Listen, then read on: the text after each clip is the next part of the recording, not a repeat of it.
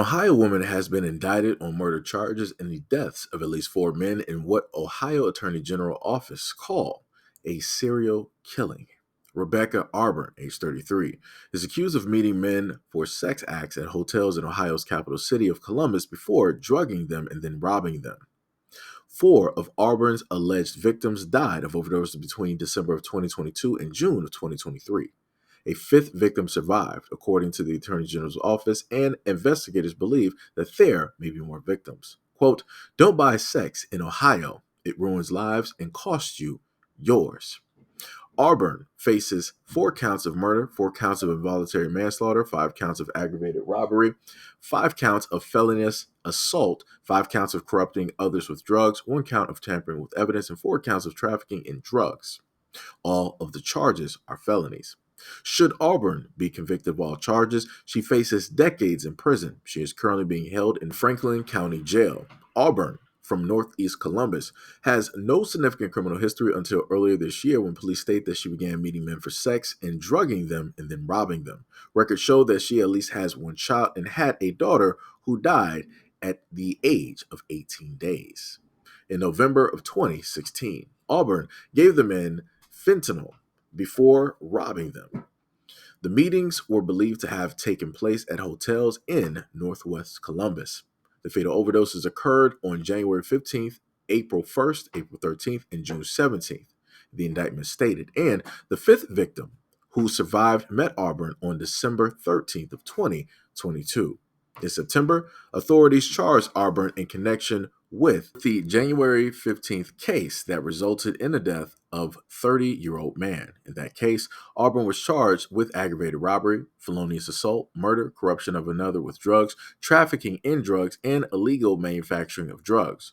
Court records from the case states that Auburn admitted to detectives that she had mixed fentanyl in a man's crack pipe after meeting him for sex. Auburn told detectives that she knew that the man was overdosing but took his vehicle and debit card. The Ohio Attorney General's office stated in a news release that the investigation began after a tip was received by the Central Ohio Human Trafficking Task Force. According to the Attorney General's office, the tip stated that a woman was meeting Johns at a hotel in Northeast Columbus and drugging them in order to steal their possessions. Police are continuing to investigate overdose deaths that occurred between December of 2022 and August of 2023 in the area. Stated that he feels that Auburn meets the criteria for serial killer because she has more than 3 deaths allegedly connected to her, all of which have a similar pattern. Definitions of serial killers can vary. Quote, I've never seen a case similar to this in my career, and having talked to colleagues, they haven't seen this kind of thing. Yost also expressed concern that Auburn's actions could result in work his office has done to promote awareness about human trafficking being undone. Quote, it would be a real injustice if the actions of this individual were an impediment to other survivors of human trafficking. Most of the women who are survivors are victims. They are not predators. They are the prey of the predators. Arbin has been scheduled to appear for an arraignment Friday afternoon in Franklin County Common Police Court. The hearing is now scheduled for 9 a.m. Monday. Prosecutors gave no reason for the postponement.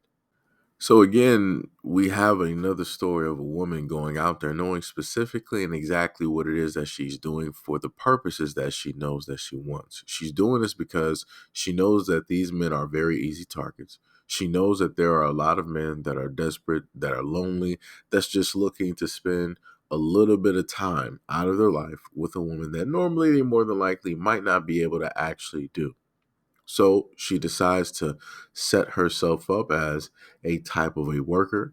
And then she gets these men into these compromising positions.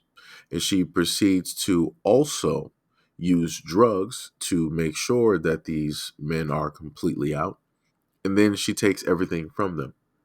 Also, inevitably, due to the drugs, including their lives. So this also should show to a lot of people that even though, yes, women are victims of a variety of crimes, you also have women that are the predators, and they see men as very easy prey because they understand the situation when it deals with men. And like I keep telling people about this, when it deals with the world in general, there are more women than there are men. So you have a lot of women out here that are going to be vastly picky. They're going to be vastly selective in the types of men that they want. So the small amount of men that are out there, maybe in a small town or an area, a lot of them don't really have a shot to, in a sense, be with a woman due to them not exactly specifically fitting said criteria.